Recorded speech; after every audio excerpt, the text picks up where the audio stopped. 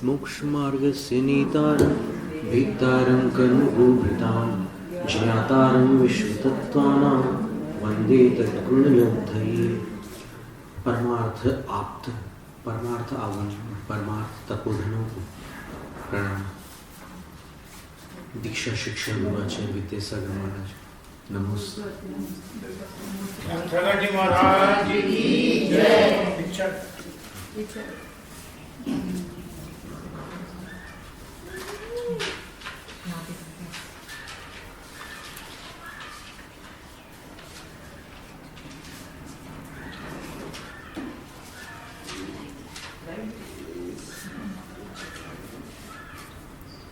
छठे अध्याय का 9वां सूत्र। परस्याजीवाधिकरणस्य भेद प्रतिपत्तित्वाः। जीवाधिकरण के 108 भेद थे। मन वचन काया कृत कार्य तनुमोदना समृद्ध समारंभ आरंभ क्रोध मान माया लोभ, इन सब का गुणा कर लिया तो 108 हो गया था। अब अजीव के भेद बता रहे, अजीव अधिकरण के।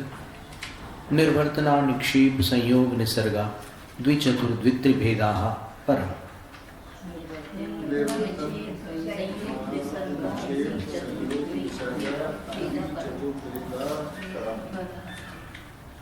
निर्वर्तना एक रचना होती है, फिर निक्षेप किसी को रखना होता है किसी चीज को, फिर संयोग यानी मिलाना होता है, और निसर्ग यानी अपने आप जो रहती है जो वस्तु उसको निसर्ग कहते हैं। अभी देखिए इसमें बताते हैं कि निर्वर्तना 2 प्रकार की होती है, निक्षेप 4 प्रकार का होता है,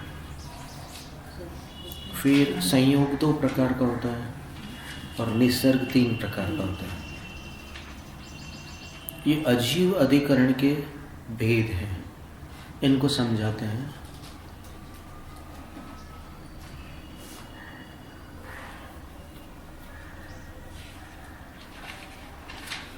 कि ये संरंभ समारंभ आरंभ आदि से ये भिन्न है, ये अन्य है। तो निर्वर्तना 2 प्रकार की होती है, मूल गुण निर्वर्तनाधिकरण, उत्तर गुण निर्वर्तनाधिकरण चेती। ये मूल गुण जो है मुनियों के या श्रावकों के मूल गुण नहीं है, ये पुद्गल द्रव्य की बात चल रही है। तो मूल गुण निर्वर्तना 5 प्रकार के हैं। शरीर वांग मन प्राणापानाश्च, एक शरीर की रचना है, वचनों की रचना है। किसी की आवाज़ वैसी ही रहती है जैसी उसको मिली है, तो वो उसकी रचना हो गई वो वचन। फिर मन जो है द्रव्य मन, फिर प्राणापान यानी श्वासोच्छ्वास है, तो किसी की श्वास की गति अलग होती है, किसी की अलग होती है, तो वो अपनी अपनी निर्वर्तना रहती है, पुद्गल संबंधित है। फिर उत्तर गुण निर्वर्तना उत्तर गुण निर्वर्तना कर, ये तो क्या है कि अपने आत्मा के साथ में ही है ये शरीर वचन मन और श्वासोच्छ्वास, ये 5 हो गया। अब इसके बाद जो शरीर से बाहर है, अलग है, उनकी भी रचनाएं होती है। काष्ठ, लकड़ी से कोई चीज बना दे कोई, जैसे कोई कारीगर है। यहाँ दक्षिण में जब जाते हैं रास्ते में, तो वहाँ पर वो लोग लकड़ियों से कई प्रकार की चीज़ें बना करके रोड के किनारे पर बेचते हैं। तो ऐसा यहाँ पर पूना में भी आपको मिलेगा। तो ये काष्ठ निर्वर्तना हो गई। और इसी तरह पुस्तक आदि की रचना होती है। और पुस्त शब्द का एक और अर्थ भी है, देखते हैं।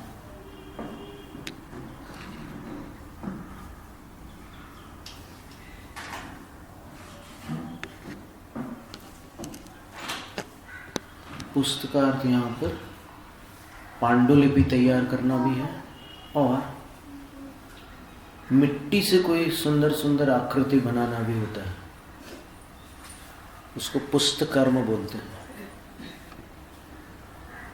मिट्टी से भी कई चीज़ें बनाई जाती हैं, सबको पता ही है।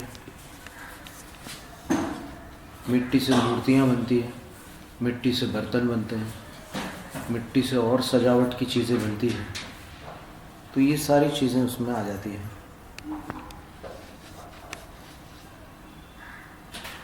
फिर चित्र कर्मादि, चित्रकारी भी हो जाती है, तो वो भी एक रचना है एक प्रकार की। और आदि शब्द से फिर जमाने की और चीज़ें भी हैं। आप पुद्गल से क्या क्या नहीं बना सकते। रोटियां भी पुद्गल से ही बनती है, और दाल चने की वस्तुएं, जमाने की चीज़ें, मुरब्बा वगैरह सब पुद्गल की बन जाता है। तो ये सब उसमें आ जाते हैं। तो ये अजीब अधिकरण है। बनाते समय आप आपके अंदर अगर राग ज़्यादा होगा तो उसके अनुसार कर्म का बंध होगा, और अगर आप करेला या दलिया बना रहे हैं तो फिर ज़्यादा राग नहीं होगा, तो फिर थोड़ा कम बंद होगा। ऐसा चलता है।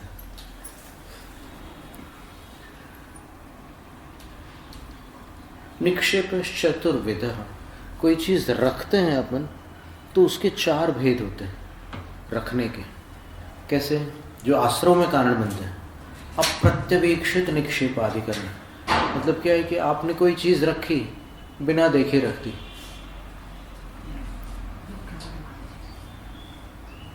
अक्सर पानी के ग्लास वगैरह जो लोग पी करके रखते हैं तो वो ऐसे ही रख देते बिना देखे। फिर और भी कई चीज़ें रख देते हैं। और दूसरा लिखा है दुष्प्रमृष्ट निक्षेप आदि करना, कि आपने प्रमार्जन ठीक से नहीं किया और वहां कोई चीज रख दी आपने। फिर तीसरा है सहसा निक्षेप आदिकरण, मानो झट से कोई चीज रख दी कहीं पर।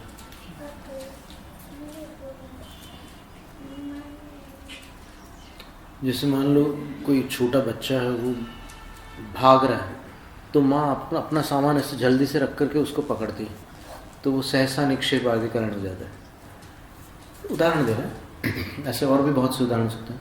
फिर अनाभोग निक्षेप आदिकरण में क्या होता है कि बिना देखे और बिना शोधे कोई चीज़ कहीं आपने रख दी। चटाई बिछानी थी तो आपने देखा भी नहीं, शोधन भी नहीं किया और बिछा दी फट से। तो ये 4 प्रकार का निक्षेप हो गया। अजीब अधिकरण के अंतर्गत ये आता है। फिर संयोग द्विविध, संयोग के 2 भेद हैं। भक्तपान संयोगाधिकरण, उपकरण संयोगाधिकरण। भोजन पानी में संयोग कर लेते हैं। कभी कभी कोई गर्म भोजन में ठंडा मिला देते हैं, ज़्यादा गर्म है तो, और कभी ज़्यादा ठंडा है तो उसमें गर्म मिला देते हैं। फिर पेय पदार्थों में भी ऐसे ही करते हैं, गर्म ठंडा का मिश्रण कर देते हैं। तो ये सब संयोग नामक अधिकरण कहलाता है। तो इसके आधार से भी आश्रव होता है, अपने अंदर कितनी राग द्वेष की कैसी स्थिति है उसके ऊपर से आश्रव होता है। फिर उपकरण संयोग अधिकरण, जिन चीज़ों से अपन कोई काम करते हैं जो सहायक बनते हैं उनको उपकरण कहते हैं। जैसे भोजन बनाना है तो फिर आपको भोजन बनाते समय कुछ हाथ में पकड़ करके उससे आप उसे हिलाते हिलाते हैं, तो वो इन उपकरणों का संयोग कर देते हैं। कभी इनको अलग रखा जाता है किसी एक अलग उसमें रखने के स्थान पर, कभी कभी वो मिलता नहीं है तो फिर ढूंढते हैं कि अरे उसमें तो मिक्स तो नहीं हो गया, तो फिर पता चलता है कि अरे हाँ वो तो वहीं पर है। तो वो संयोग कहलाता है। फिर निसर्ग 3 प्रकार का है। काय निसर्गाधिकरण, वाग निसर्गाधिकरण, मनो निसर्गाधिकरण। चित, काय, वचन और मन। तो सामान्य आश्रव वेद, इस प्रकार सामान्य आश्रव के भेद यहाँ 9 सूत्रों तक के बता दिए गए। आश्रव का जो वर्णन था उसका सामान्य वर्णन जो था इन 9 सूत्रों में पूरा हुआ। अब विशेष वर्णन माने विशेष का अर्थ ये हो गया कि कौन से कर्म का क्या आश्रव है। यानी कर्म जो 8 प्रकार के हैं, उन 8 प्रकार के कर्मों में क्या करने से कौन सा कर्म विशेष बंधता है, और वो भी स्थिति और अनुभाग अधिक कैसे पड़ता है कर्म बंध में, तो उसके लिए बताते हैं।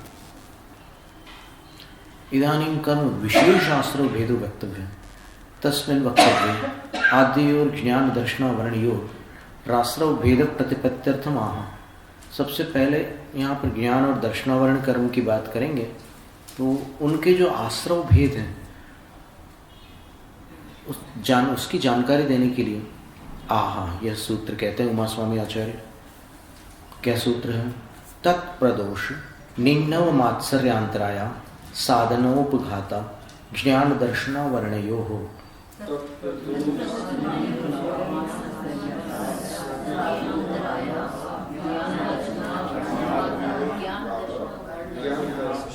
इसको ऐसा पढ़ सकते हैं, तत्प्रदोष निम्नव, यहाँ तक रुकना, फिर मात्सर्यांतराया साधनोपघाता, फिर ज्ञान दर्शन वर्णयोग। ऐसे 3 बार में भी पढ़ सकते हैं।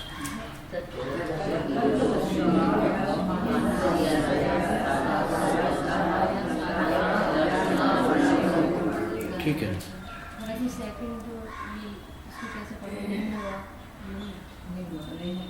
निम्नव, ह पहले फिर न बाद में, निम्नव।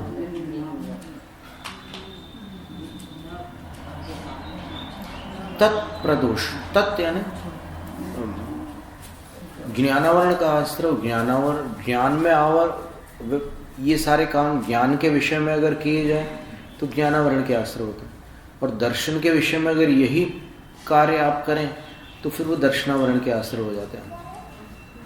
तो प्रदोष तत्व ज्ञान से मोक्ष साधन से कीर्तने कृते कस्यचित अनभिव्याहरतः अंतः पैशन्य परिणाम प्रदोष। प्रदोष की परिभाषा दे रहे हैं कि तत्व ज्ञान जो कि मोक्ष का साधन है, उसकी प्रशंसा करने पर किसी के मन में कुछ ऐसे खोटे परिणाम आ जाते हैं। क्या ये तत्व की बात लगा रखी है, क्या मोक्ष मार्ग, जिनको कोई काम नहीं होता, फुर्सत में बैठे रहते हैं, वही ये सब बातें करते रहते, धर्म करके। हमें तो दिमाग पक जाता है ये सब सुनते सुनते। तो ये प्रदोष नाम का जो परिणाम है, ऐसे अंदर ही अंदर कुछ वो शिकायत करता पर मुंह से बोल नहीं पाता कि अरे बस करो, बहुत हो गया, पर वो बोलता नहीं है, लेकिन अंदर ही अंदर उसके ये चालू रहता है। इससे ज्ञानावरण का बंध होता है, और वो बंध 30 कोड़ा सागर तक के होता है ज्ञानावरण और दर्शनावरण का, क्योंकि उसकी उत्कृष्ट स्थिति उतनी है। और फिर जब उसका फल मिलता है तब लाख प्रयास करो तो भी ज्ञान बढ़ता ही नहीं है, कुछ याद नहीं रहता, सब भूल जाता है। तो ये स्थिति होती है। फिर कुतश्चित कारण नास्ति न वेदमी इत्यादि ज्ञान से वपलपनम निन्नव। फिर निन्नव का अर्थ होता है छुपाना। किसी कारणवश कोई कुछ जानना चाह रहा है, फिर वो चीज़ आपके पास है, फिर भी आप ये कह देते हैं कि नहीं मेरे पास नहीं है वो पुस्तक होते हुए भी मना कर देते कि नहीं मेरे पास नहीं है वो पुस्तक, पहले थी अभी नहीं है मेरे पास, ऐसा बोल देते।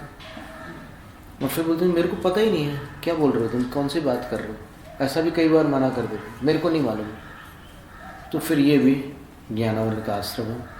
फिर कुतश्चित कारणात् भावितमपि विज्ञानम दानार्हमपि यतो न दीयते तन्मात्सर्यम्। फिर किसी कारणवश जो अच्छी तरह अभ्यस्त विषय है अपना, अच्छी तरह अपन जानते हैं, वो भी और देने योग्य है किसी को, लेकिन फिर भी ये भाव आ जाता है कि अगर मैं इसको सिखा दूंगा तो ये मेरे से आगे बढ़ जाएगा, तो फिर उसको नहीं देते वो। तो उससे भी ज्ञानावरण का तीव्र आश्रय होता है। ज्ञान व्यवच्छेद करणम अंतराय, और ज्ञान में विघ्न डाल देना अंतराय है। जैसे कोई पढ़ाई कर रहा है, वहाँ से फ्यूज़ निकाल दिया, अंधेरा हो गया, रात में लाइट गोल हो गई, फिर वो परेशान होता रहता है। तो ऐसे कोई भी विघ्न डालना अंतराय। फिर कायेन वाचा च पर प्रकाश ज्ञान से वर्जन आसाधनम। शरीर से और वाणी से दूसरों के लिए प्रकाशित करने योग्य ज्ञान का निषेध करना आसाधन है। प्रशस्त ज्ञान दूषणम उपघातः, एकदम निर्दोष ज्ञान है किसी के पास, लेकिन बोलना कि नहीं अरे बेकार की बात है, उस पर उसकी बात मत मानो बोले, तो उसको उपघात कहते हैं। फिर कोई प्रश्न कर रहा है कि आसाधन में वेति चेत, तो आसाधना और उपघात, इन दोनों में कोई अंतर हमें समझ में नहीं आ रहा। हमें तो एक जैसे ही लग रहे हैं दोनों। आसाधना क्या है कि शरीर से और वचन से दूसरों के द्वारा प्रकाशित करने योग्य जो ज्ञान है उसको रोकना आसाधना है, और किसी के पास प्रशस्त ज्ञान है उस पर दोष लगाना उपघात है। तो फिर ये तो एक जैसे ही लग रहे हैं, लेकिन बोलते हैं कि नहीं, सतो ज्ञान से विनय प्रदान आदि गुण कीर्तनान अनुष्ठान मां साधनम। ज्ञान होते हुए भी विनय नहीं प्रदान करना और प्रशंसा अधिक न करना, ये आसाधना है। और उपघात क्या है? उपघातस्तु ज्ञानमेव अज्ञानमिति, ज्ञानम अज्ञानमेव इति। ज्ञान अज्ञान ही है इस अभिप्राय से। अरे ये ज्ञान कोई ज्ञान है क्या? अज्ञानी है।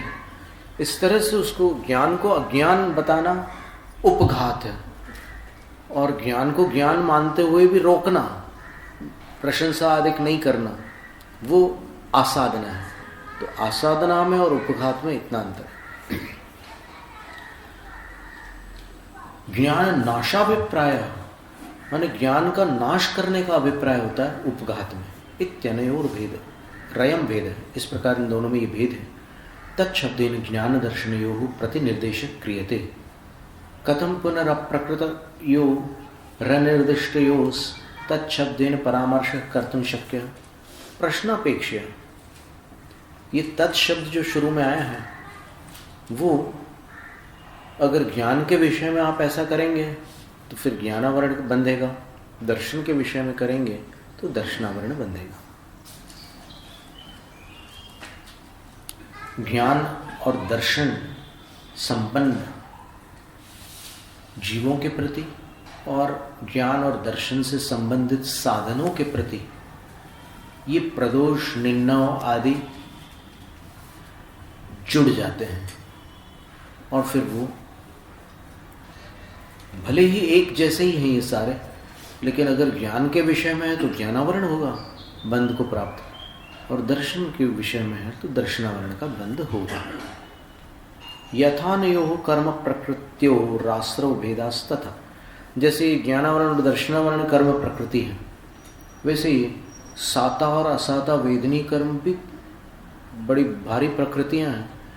पूरी दुनिया साता और असाता, इसी को तो पुण्य पाप तो मुख्य रूप से साता और असाता को ही बोला जाता है, बाकी पुण्य पाप तो इसके सामने गौण हो जाते हैं। तो फिर इनके बंध का कारण क्या है? तो बोलते हैं कि सबसे पहले असाता का सुन लो, बाद में साता का बताते हैं।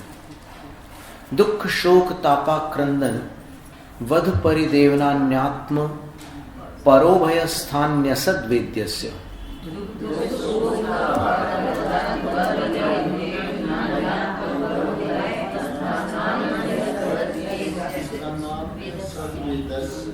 परोभय स्थान्यसद वेद्यस्य, दुख शोक तापा क्रंदन वध परिदेवनान्यात्म परोभय स्थान्यसद वेद्यस्य।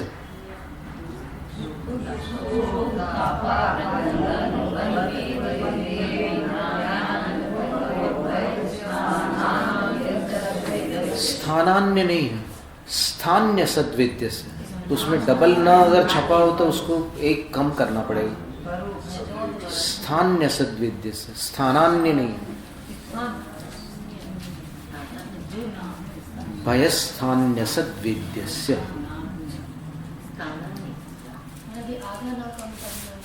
न कुछ नहीं करना, न को तो छेड़ना ही नहीं है। स्था के बाद में स्थान्य सद्वेद्य से, ये सही है। स्थानान्य सद्वेद्य से गलत है।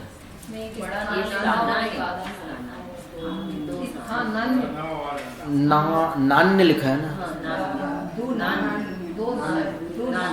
तो ना हटाना पड़ेगा, ना की आवश्यकता ही नहीं वहां पर। स्थानीय,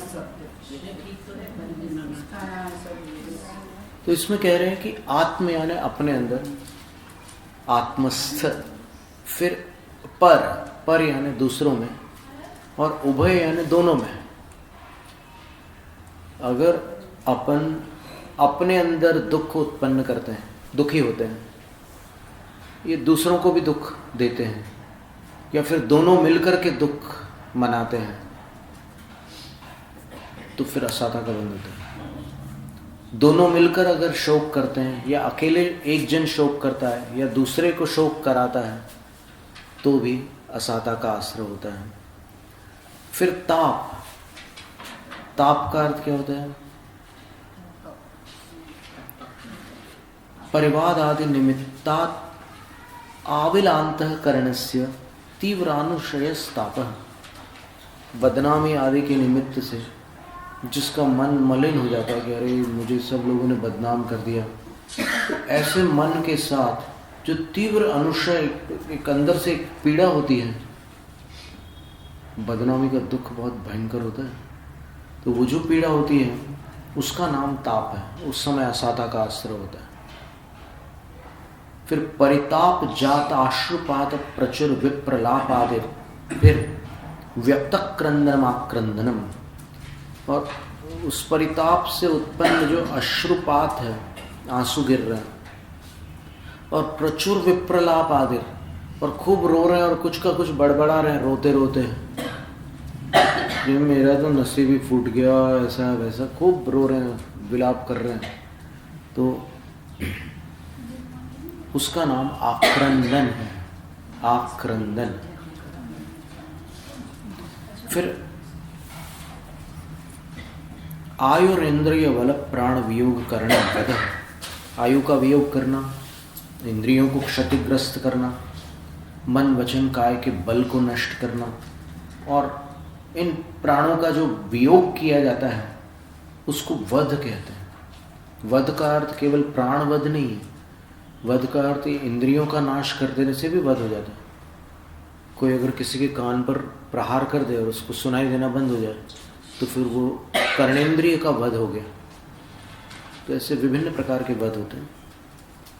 संक्लेश परिणामावलंबनम गुणस्मरणानुकीर्तन पूर्वकम स्वपरानुग्रहाभिलाष विषयम अनुकंपा प्रचुरम रोदनम परिदेवनम। फिर परिदेवन नाम का एक आश्रव बता रहे हैं असाता का, कि तीव्र कषाय के आलंबन से जो किसी के गुणों का स्मरण करते हैं, अनुकीर्तन करते हैं कि अरे वो कितने अच्छे थे और उनने मेरा और दूसरों का सबका भला किया था, और बेचारे अब नहीं रहे, तो इस प्रकार बहुत बुरी तरह से रोते हैं। इतना रोते हैं कि मतलब कोई अगर सुन ले तो फिर उसका भी दिल भर जाए, इस तरह से रोते। कभी कभी बच्चे लोग भी ऐसा करते हैं कि वो कोई ध्यान नहीं देता, तो फिर ऐसा ऐसा रोएंगे भयानक रूप से, बार बार। फिर बीच में उनका ध्यान बढ़ता है तो फिर वो चुप भी होते हैं और फिर वापस कनेक्ट करते हैं उससे। ये परिदेवन नाम का आश्रम। तो ये अपने में हो, दूसरे में हो, या दोनों में हो अपने कारण, तो फिर इससे असाता का आश्रय होता है। बच्चे को नहीं होता होगा, नहीं, उसमें अनुभाग कम होता होगा बच्चे को, पर आश्रय तो सबको होता है ना। कोई भी दुखी होगा तो आश्रय तो होना ही है। दुखी होना अर्थ ध्यान है, और अर्थ ध्यान अशुभ लेश्य है, और अशुभ लेश्य से पाप का आश्रय निश्चित है। अब आप उसको भले न्यायोचित ठहराओ कि भाई ऐसी परिस्थिति थी तो क्या रोना नहीं आएगा? क्या आएगा, लेकिन रोने के समय कौन सा आश्रय होगा वो आप पढ़ लो। अब उससे आप थोड़ी भाग सकते हैं। रोना तो आता ही है, पर आश्रय होता है। छठे गुणस्थान तक आश्रय होता है असाता का। छठे गुणस्थान तक 6 प्रकृतियों का आश्रय होता है प्रमाद के निमित्त से। अरे नहीं, वो तो करुणा के आंसू है। यहाँ पर तो पीड़ा की बात चल रही है। भक्ति के आंसू अलग होते हैं, खुशी के आंसू अलग होते हैं, कपट के आंसू अलग होते हैं, करुणा के आंसू अलग होते हैं।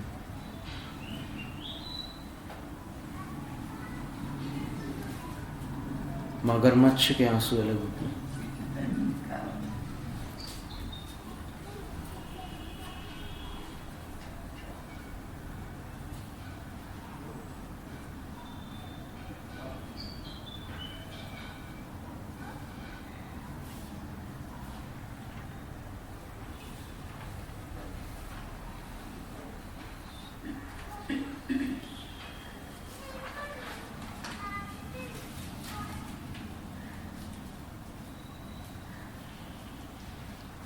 फिर साता के आश्रव क्या है? तो बोलते हैं कि भूत वृत्ति अनुकंपा दान सराग संयम आदि योग शांति शौच मिति सद्वेद्यस्य।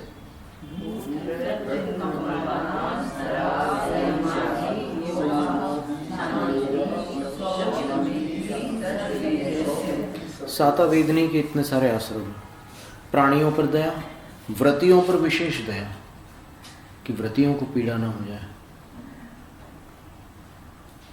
उसका उपाय अधिक भी करना। फिर अनुकंपा, ये तो अनुकंपा हो गई, प्राणियों के प्रति अनुकंपा और व्रतियों के प्रति अनुकंपा। फिर दान, दान देना भी साता वेदनीय का आश्रय है। जब भी कोई दान करता है तो उसको साता का ही आश्रय होता है।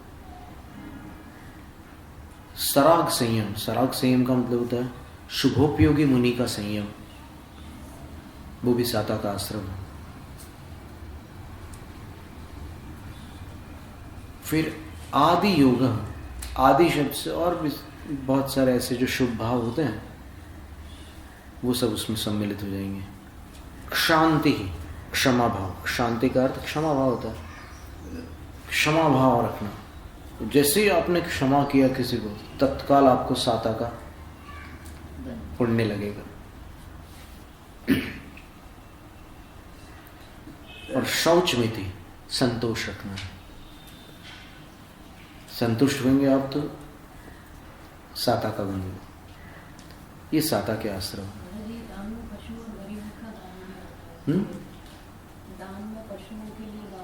कोई भी किसी भी प्रकार का दान, पात्र दान, करुणा दान, सब प्रकार के दान आ जाएंगे उसमें।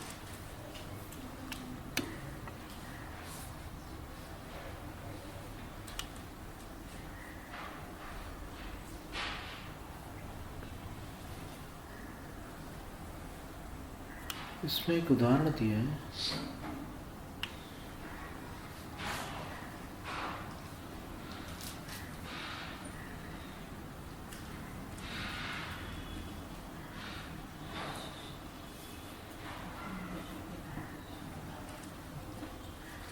किसी ने प्रश्न किया है कि भाई फिर जैन साधु लोग जो है वो जब दीक्षा देते हैं किसी को तो उसके बाल उखाड़ते हैं, तो फिर साता का आश्रय होता है कि असाता का?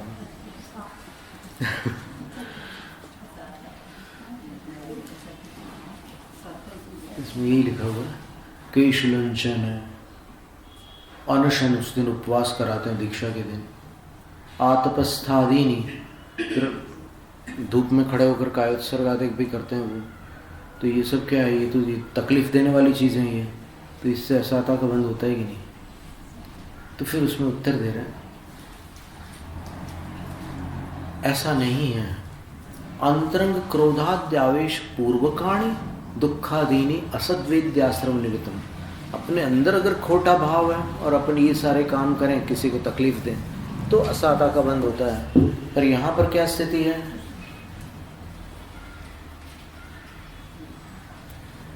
उदाहरण उसको समझा रहे हैं। यह था जैसे कस्यचित विषयज, कोई वैद्य है, परम करुणाश्रय से, उसके आशय में, अभिप्राय में परम करुणा है, निश्शल्य से, उसके अंदर कोई शल्य या कुछ भी ऐसा खोटा भाव नहीं है,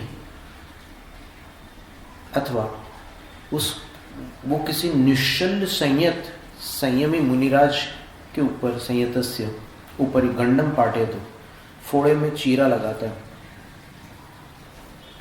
दुख हेतुत्व भी सत्यपि, पर वो उनके साधु के लिए दुख का कारण है, वो चीरा लगाकर मवाद उसमें से दबा करके निकाल रहे हैं और अंदर की खील खींच करके बाहर कर रहे हैं, तो वो साधु के लिए दुख का कारण है, तो भी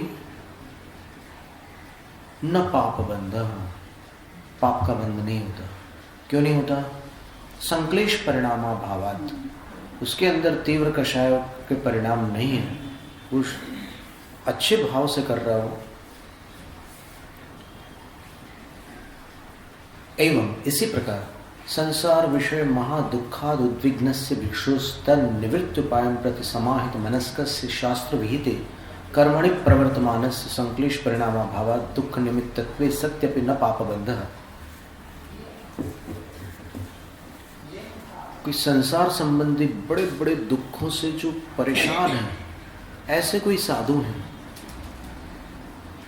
तन निवृत्त्युपायम प्रति समाहित मनस्य से, वो संसार के दुखों से निवृत्ति पाने के लिए कठोर तप कर रहे हैं, उनका मन तपस्या में लगा हुआ है,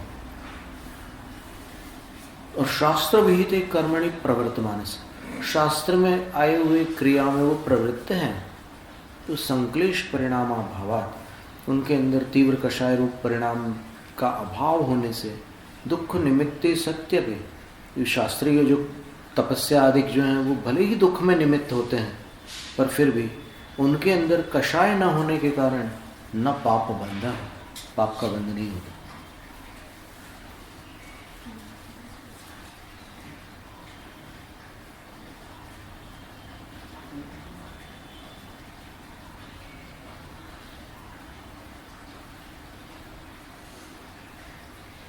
दो श्लोक दिए। न दुःखं न सुखं यद्वत् हेतुर्दृष्टश्चिकित्सिते चिकित्सायां तु युक्तस्य स्यात् दुःखम् अथवा सुखम्। न दुःखं न सुखं यत्तद्वत् हेतुर्मोक्षस्य साधने मोक्षोपाये तु युक्तस्य स्यात् दुःखम् अथवा सुखम्।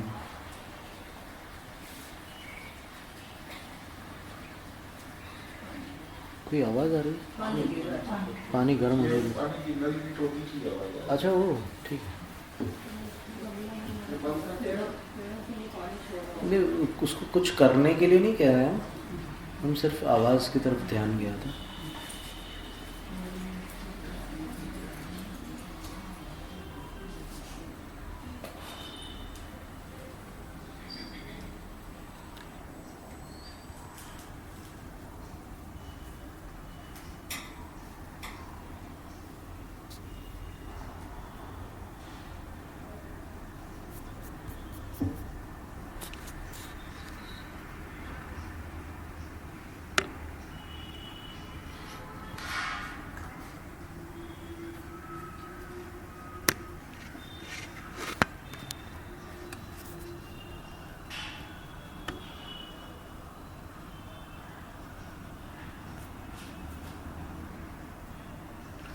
जिस प्रकार चिकित्सा के साधन न स्वयं दुख रूप देखे जाते हैं न सुख रूप, किंतु जो चिकित्सा में लग रहा है उसे दुख भी होता है और सुख भी, उसी प्रकार मोक्ष साधन के जो हेतु हैं वे स्वयं न दुख रूप है और न सुख रूप, किंतु जो मोक्ष मार्ग पर आरूढ़ है उसे दुख भी हो सकता है और सुख भी, दोनों बातें। कभी कभी किसी दिन उपवास करो तो बड़ा अच्छा निकलता है उपवास, और किसी दिन उपवास करो तो बहुत भारी पड़ता है, दोनों स्थितियां बन सकती हैं।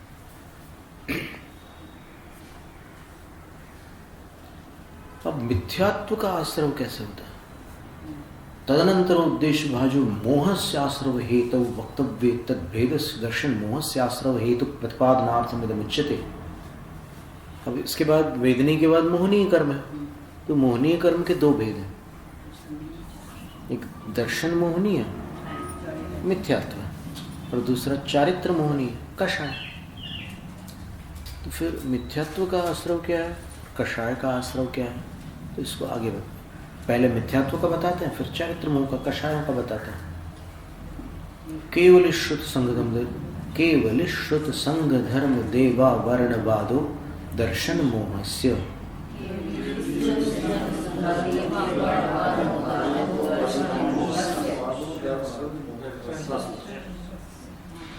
अवर्णवाद, केवली का अवर्णवाद, श्रुत का अवर्णवाद, संघ का अवर्णवाद, धर्म का अवर्णवाद और देवों का अवर्णवाद। अवर्णवाद का अर्थ होता है मिथ्या दोषारोपण, जो दोष नहीं है वहां पर वो दोष उनको लगाना, उन पर लगाना, झूठा दोषारोपण करना। जैसे निरावरण ज्ञाना केवलिना, केवली भगवान जो है आवरण रहित ज्ञान वाले होते हैं। तद उपदिष्ट बुद्ध्यतिशयार्थी युक्त गणधरानुस्मृतन ग्रंथ रचनम श्रुतम और उन केवली द्वारा उपदिष्ट और छठा अध्याय और बुद्धि के अतिशय की वृद्धि से युक्त गणधरों द्वारा अनुस्मृत स्मरण करके जो ग्रंथ रचना की गई है उसको श्रुत कहते हैं। यानी गणधरों ने जो 12 अंगों की रचना की वो श्रुत है। रत्नत्रयोपेत श्रमण गण संघ, और रत्नत्रय से सहित जो श्रमणों का समूह है उसको संघ कहते हैं। अहिंसा लक्षण तदागम देश तो धर्म, और अहिंसा जिसका लक्षण है और जो उनके आगम में उपदिष्ट है, जिनेंद्र भगवान की वाणी में जो बताया गया है वह धर्म है। देखिए यहाँ पर अहिंसा लक्षण लिखा हुआ है। सर्वार्थ सिद्धि ग्रंथ आप किसी के पास है क्या? सर्वार्थ सिद्धि, यहाँ पर सर्वार्थ सिद्धि ग्रंथ होगा ना, तो आप लोगों में से कोई एक जन लेकर के सर्वार्थ सिद्धि भी खोल कर बैठ सकते हैं, तो स्वाध्याय में और आनंद आएगा, क्योंकि हम कुछ पंक्तियाँ वहाँ से ले रहे हैं। तो यहाँ पर आपको अहिंसा लक्षण धर्म कहा है, अहिंसा परम धर्म नहीं कहा। अहिंसा परमो धर्म जो है वो महाभारत में कहा गया। एक भी जैन शास्त्र में अहिंसा परमो धर्म आपको नहीं मिल सकता। ये बात अलग है कि कई साधु लोग बोलते हैं अहिंसा परमो धर्म की जय, तो अपने कोई उसमें आपत्ति नहीं, लेकिन मूलतः अगर अपन देखें आगम में तो अहिंसा लक्षण धर्म है। यानी जहां अहिंसा नहीं है वहां धर्म नहीं है, सीधा सा मतलब ये हो गया।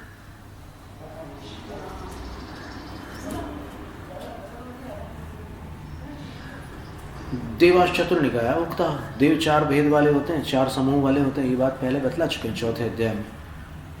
तो अब ये इन 5 का उनने अपने को आचार्य पूज्यपाद स्वामी ने बता दिया कि ये 5 हैं। इन 5 में से एक का भी अगर आप अवर्णवाद करते हो, अर्थात मिथ्या दोषारोपण करते हो, कुछ इनके विषय में उल्टा सीधा बोलते हो, तो उसका नाम वो जो चेष्टा है अवर्णवाद की, दर्शन मोहस्य आश्रव, वो मिथ्यात्व का आश्रव, और मिथ्यात्व का आश्रव मिथ्या दृष्टि को ही होता है। ये अकाट्य नियम है। तो इससे ये स्पष्ट है कि अगर कोई भी अवर्णवाद करता हुआ दिख जाए तो ये निश्चित हो गया कि वो सम्यक दृष्टि जीव नहीं है, क्योंकि अवर्णवाद मिथ्यात्व का आश्रव है और मिथ्यात्व का आश्रव सम्यक दृष्टि को होता नहीं। तो ये स्पष्ट है कि अवर्णवाद करने वाला सम्यक दृष्टि नहीं है। ठीक है। अब इसमें ये कह रहा है कि अवर्णवाद की परिभाषा क्या है? बोले गुणवत्सु महत्सु असद्भूत दोषोद्भावनम अवर्णवाद। जो गुणवान है, जो महान है, उनमें अविद्यमान दोषों को प्रकट करना, जो दोष है ही नहीं उनमें वो दोष बताना अवर्णवाद है। एतेषु अवर्णवादो दर्शन मोह से आश्रव हेतु। तो इन 5 का जो अवर्णवाद है, इन 5 के विषय में जो अवर्णवाद है वो दर्शन मोह का आश्रव हेतु है। जैसे उसका सैंपल बता रहे हैं आचार्य महाराज, उदाहरण दे रहे हैं। केवला कवला व्यवहार जीविन केवलिना, कौर बनाकर भोजन करके केवली भगवान जीवित रहते हैं, अर्थात केवली कवलाहारी होते हैं। ये केवली का अवर्णवाद है। जैन संप्रदाय में ही अलग अलग शाखाएं हैं, तो जो शाखाएं इस मान्यता से युक्त हैं कि केवली भगवान भोजन करते हैं, वो अवर्णवाद वाली शाखा है, अर्थात उसमें केवली भगवान पर एक प्रकार से दोषारोपण ही है कि केवली। दिगंबर आचार्यों का कहना यह है कि कुछ कारण है जिस कारण से, जिन कारणों से केवली आहार नहीं कर सकते। क्या कारण है? तो क्रम से सुन लो क्या क्या कारण है। एक तो आहार क्यों किया जाता है? भूख को मिटाने के लिए किया जाता है, एक कारण। दूसरा, शरीर को टिकाने के लिए किया जाता है। तो केवली भगवान में वेदनीय कर्म का उदय है, असाता वेदनी का उदय हो सकता है केवली भगवान में, लेकिन मोह के अभाव में भूख,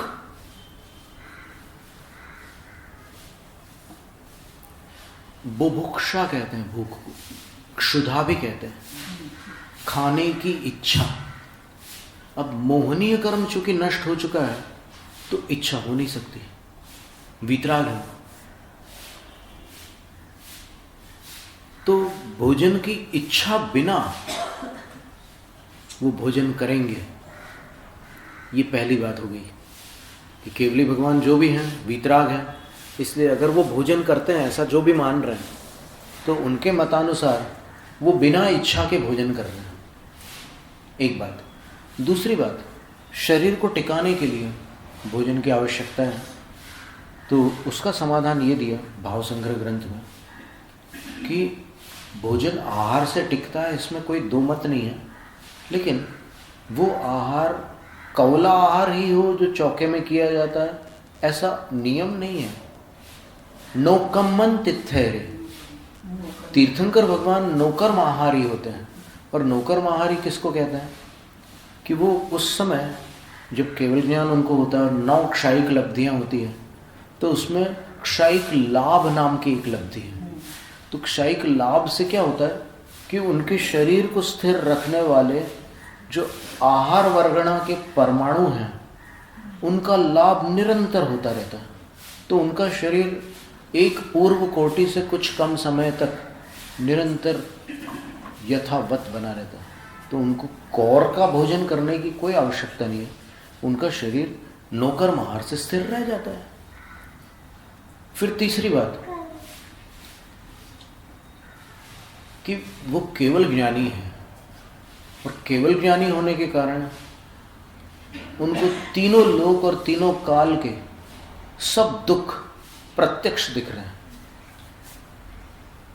अगर चौके में मुनि महाराज को दिख जाए कि किसी के पैर के नीचे चींटी आ गई है तो वो अंतराय कर देते हैं। जंतु वध नाम का एक अंतराय, 32 अंतरायों के अंदर वो अंतराय कर देते हैं। तो जिनको तीनों लोक और तीनों काल की सब पीड़ाएं दिख रही है वो भोजन कैसे कर सकते हैं?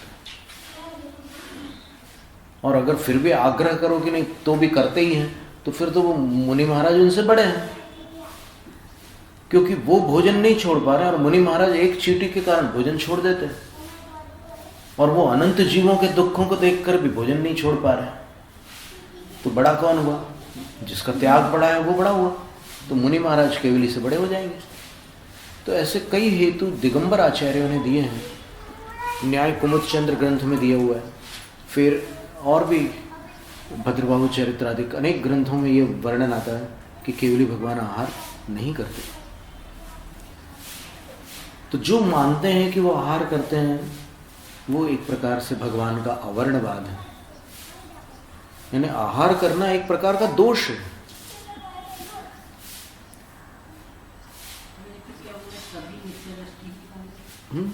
मानने वाले सभी मिथ्या दृष्टि ही होंगे, अवश्य मूल में उनका बड़ा वो परमात्म स्वरूप ही उनके यहाँ पर वैसा है जो घटित नहीं होता।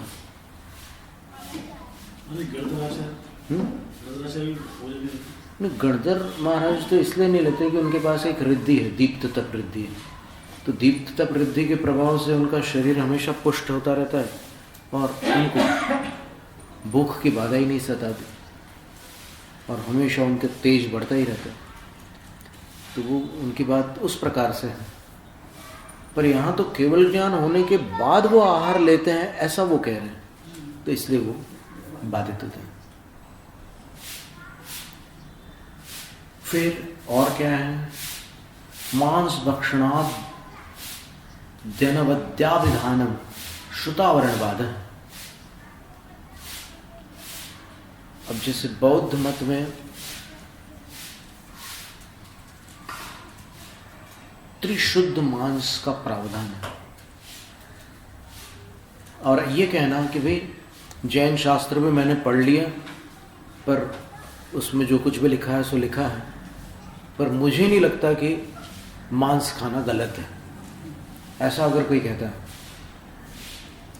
और मांस भक्षण आदि निर्दोष है, ऐसा बोलना कि शास्त्रों से वो गलत नहीं प्रमाणित होते, मांस भक्षण मदिरा पान आदि, तो ये शास्त्र का आवरणवाद है। माने आप शास्त्रों पर गलत वो कर रहे हो, आप अपने स्वार्थ के कारण शास्त्र को दोष दे रहे हो, शास्त्र से इसका समर्थन कर रहे हो, ये श्रुतावरणवाद है। फिर शूद्रत्व अश्चित्वाद्यावर भावनम संघावरणवाद। जैन साधु तो सारे शूद्र होते हैं, सारे अपवित्र होते हैं, आदि आदि निर्लज्ज होते हैं, ये होते हैं, वो होते हैं, इस प्रकार से जो भी उनके ऊपर दोषारोपण करते हैं वो संघ का आवरणवाद है। फिर जिनोपदिष्टो धर्मो निर्गुणस तदुपसेवनो येते चासुरा भविष्यन्ति तेवमाद्य विधानम धर्मावरणवाद। और धर्म का आवरणवाद ये है कि जिनेन्द्र द्वारा उपदिष्ट जो धर्म है उसमें कोई फायदा नहीं है, कोई लाभ नहीं है। जैन धर्म का पालन करने वाले सारे के सारे असुर बनेंगे, आदि आदि बोलना, ये सब धर्म का आवरणवाद है। और सुरा मांसोप सेवाद्याघो क्षणम देवावरणवाद। देवलोग मदिरा पीते हैं, देवलोग मांस खाते हैं, देवलोग रक्तपान करते हैं, देवलोग मनुष्य में जाकर के स्त्री पुरुषों का भोगोपभोग करते हैं, आदि बोलना ये देवों का आवरणवाद है। जैसे अन्य मतों में आता है ना कि एक देव के समागम से किसी को पुत्र की प्राप्ति हो गई, ऐसे तो इसमें यहाँ पर बोलते हैं कि नहीं, वो देवावरण वो मिथ्यात्व है, उससे मिथ्यात्व होता है।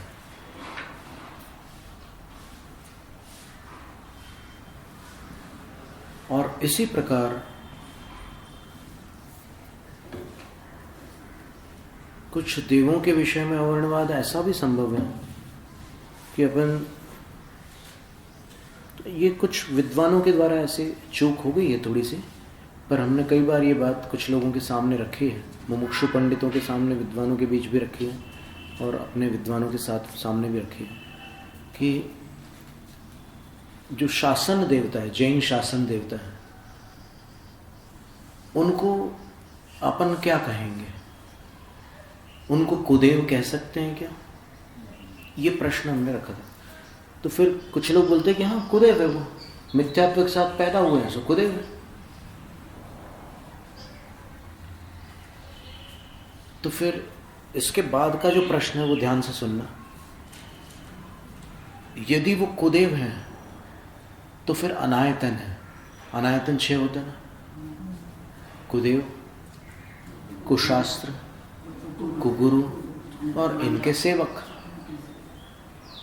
ठीक है। अगर वो कुदेव है तो 6 अनायतनों में आ गए। और आयतन क्या है? सच्चे देव शास्त्र गुरु और उनके सेवक। जो अनायतन है वो आयतन नहीं है, और जो आयतन है वो अनायतन नहीं है, तो फिर वो जिनेन्द्र भगवान के भक्त होकर के कुदेव कैसे हो गए? जिनेन्द्र भगवान के सेवक हैं कि नहीं? वो शासन देवता जिनेन्द्र भगवान के सेवक है कि नहीं? इतना सरल सा प्रश्न है। तो 100% सेवक है उनके, भगवान के। तो वो भगवान के सेवक होने से आयतन होंगे या अनायतन होंगे? आयतन होंगे। कितने मिथ्या दृष्टियों को सम्यक दृष्टि बनने में सहयोग दे देते हैं, कईयों को सम्यक दृष्टि बना देते हैं निमित्त रूप से। उपादान रूप से तो जीव की अपनी योग्यता काम करती है, लेकिन निमित्त रूप से वो काम कर जाता है। ऐसे कई उदाहरण हैं कि किसी को उनको लगता है कि ये जीव जैन शासन के लिए अच्छा हो, काम कर सकता है, तो फिर उसको स्वप्नों में संकेत देते हैं। इसके माध्यम से बहुत भव्य क्षेत्र का उद्धार हो सकता है, तो फिर उनको सपने देते हैं कि वहाँ पर मूर्ति है, और ऐसे सब कई घटनाएं होती रहती है ऐसी। और फिर उसके बाद में जब सारा काम हो जाता है तो फिर जिसने वो काम किया है उसकी श्रद्धा तो अटूट हो जाती है। पहले भले उसकी डामाडोल थी श्रद्धा, लेकिन जब ये सारी घटनाएं हो जाती है तो फिर उसकी श्रद्धा अटूट हो जाती है। तो वो आयतन जो होते हैं वो सम्यक के स्थान कहलाते हैं। वो आप भी हैं आयतन। अगर आप सम्यक दृष्टि जीव हैं और आप जिनेंद्र भगवान के भक्त हैं, जिनवाणी को पूरी श्रद्धा से मानते हैं, तो फिर आप आयतन हैं। आपके निमित्त से कई लोग सम्यक दृष्टि बन सकते हैं। अब वो आप हो, देवगति के कोई देव हो, कोई भी हो, जो भगवान के भक्त हैं, देव शास्त्र गुरु के सेवक हैं, वो अनायतन कैसे हो सकते हैं? वो कुदेव कैसे हो सकते हैं? कुदेव तो जो 18 दोषों से युक्त परमात्मा है उनको कहते हैं। कुछ समझ में आया? कुदेव कौन है? ऐसे परमात्मा जिनके अंदर क्षुधा, तृषा, निद्रा, मोह, चिंता, भय आदि 18 दोष हैं, और उनको मानने वाले परमात्मा मान रहे हैं, तो उनको कुदेव कहते हैं। और जो वीतराग, सर्वज्ञ, हितोपदेशी है वो सच्चे देव हैं। तो इसलिए उनको अपन कुदेव नहीं कह सकते, वो देवगति के देव हैं। कुदेव देवगति के देव नहीं होते। कुदेव का अर्थ तो यह है कि जो 18 दोषों से, अब अगर देवगति के देवों को आप कुदेव कहते हो तो सौधर्मेंद्र भी कुदेव है। देखो, अगर पंक्तियों का अर्थ अपन उल्टा सीधा लगाएंगे तो अर्थ का अनर्थ निश्चित होगा। जैसे 6 डाला में एक पंक्ति आती है, दूसरी ढाल में, जे राग द्वेष मल करि मलीन, वनिता गदादि जुत चिन्ह चीन, ते हैं कुदेव तिन की जुसेव, शठ करत न तिन भव भवण छेव। क्या अर्थ हुआ इसका? जो राग द्वेष से मलिन है, वनिता यानी देवी, गदा आदि चिन्हों से युक्त, ते हैं कुदेव। तो अब बताओ कौन कुदेव है? तो जब तक आप प्रकरण नहीं समझोगे उसका कि भाई ऐसे बैठे हुए हैं जो जिनको परमात्मा माना जा रहा है, उनकी बात चल रही है, यहाँ पर अगर अपन इनमें लगाएंगे सौधर्म इंद्र में या फिर और देवगति के दूसरे देवों में, तो फिर पूरा अर्थ का अनर्थ हो जाएगा। फिर तो सम्यक दृष्टि देव भी कुदेव है। तो अब सोचने की बात है, सम्यक दृष्टि आयतन है ना, अनायतन थोड़ी है। तो अगर सम्यक दृष्टि को भी आप कुदेव कहोगे तो फिर तो पूरी व्यवस्था बिगड़ जाएगी, अर्थ का अनर्थ हो जाएगा। तो ऐसी स्थिति को अवर्णवाद कहते हैं। तो ये जैनों के बीच भी कभी कभी ऐसी स्थिति हो जाती है कि वो अवर्णवाद कर लेते हैं। थोड़ा सावधान रहने की आवश्यकता। कहीं ऐसा ना हो कि मैं कुछ बोल रहा हूँ, आवेश में, भावावेश में मैं कुछ बोल दूँ और वो एकदम आगम से उल्टा चला जाए। तो अगर आप आगम से विरुद्ध बोलेंगे तो श्रुत का अवर्णवाद हो जाएगा, और देव को कुदेव बोलेगा तो देवों का अवर्णवाद हो गया। जो जैसा नहीं है उसको वैसा बोलना अवर्णवाद है, तो फिर वो मिथ्यात्व का आश्रय हो जाता है। और देव में भगवान देव माने कि ये देव माने?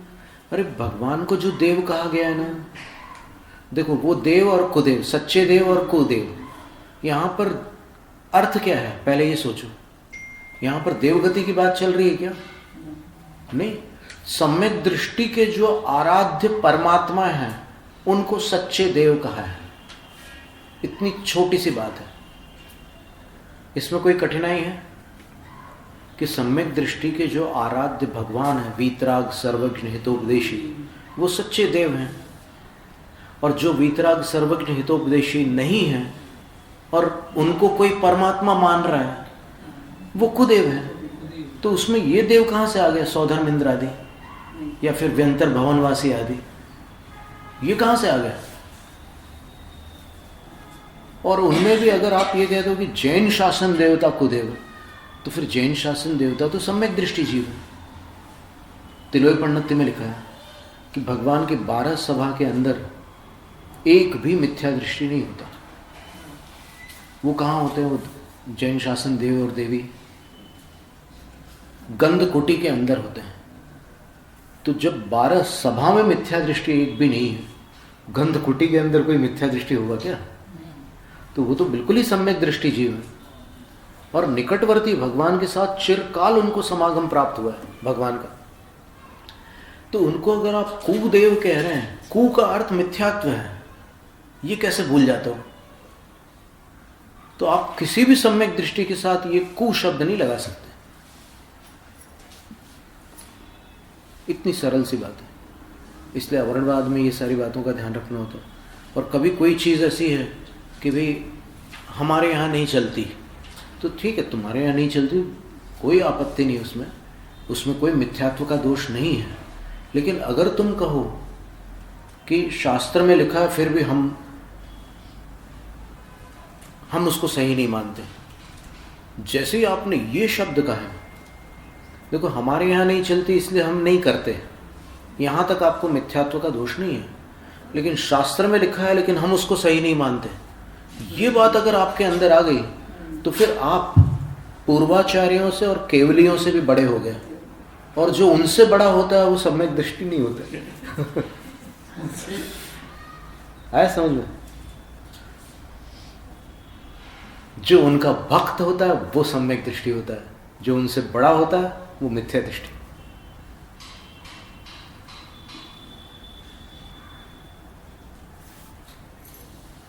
तो इसलिए यहां पर जो भी बातें हैं वहां तो ये लिखा है, भगवती आराधना की 38वीं गाथा। आचार्य श्री अमरकंटक में पढ़ा रहे थे, तो भगवती आराधना काफी समय चला, रोज पढ़ाते थे, दोपहर का समय रहता था वो पढ़ाते थे, सारा संघ बैठता था। तो एक गाथा निकली उसमें, 38वीं गाथा, पदमक्षरम च एकम न रोचेद जो सुत्तनिदिष्टम अवशेषम रोचंतो मिच्छा इट्ठी मुने यव्वु। जो शास्त्र को पढ़ता है, शास्त्र को मानता भी है, लेकिन कुछ बातें उसको शास्त्र के गले नहीं उतरती, तो वो उन बातों को अमान्य कर देता है। तो उसमें गाथा में ये लिखा है कि अगर एक पद को वो अमान्य करता है तो मिथ्या दृष्टि होता है, सम्यक दृष्टि नहीं रहता। और पद की बात तो छोड़ दो, अक्षरम च एकम, एक अक्षर भी अगर शास्त्र का अमान्य करता है तो वो सम्यक दृष्टि नहीं हो सकता, चाहे भले वो साधु क्यों ना हो, आचार्य क्यों ना हो। अगर शास्त्र के एक अक्षर को अमान्य करते हैं तो फिर वो सम्यक दृष्टि नहीं है। बहुत बड़ी बात है।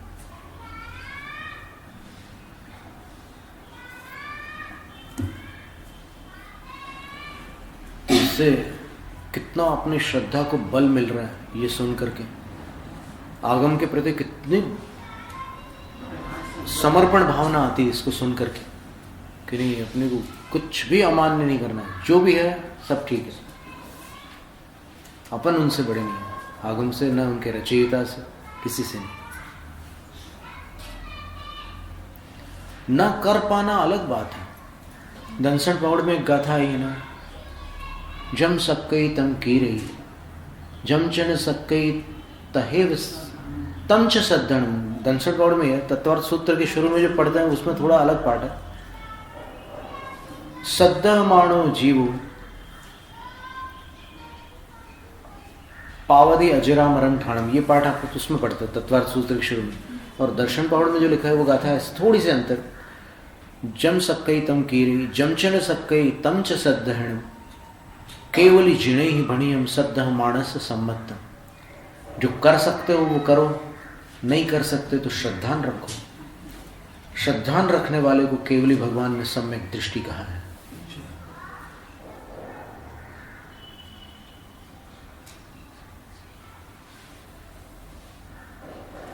ठीक है, इतना पर्याप्त है। जैनम जयतु शास्त्र।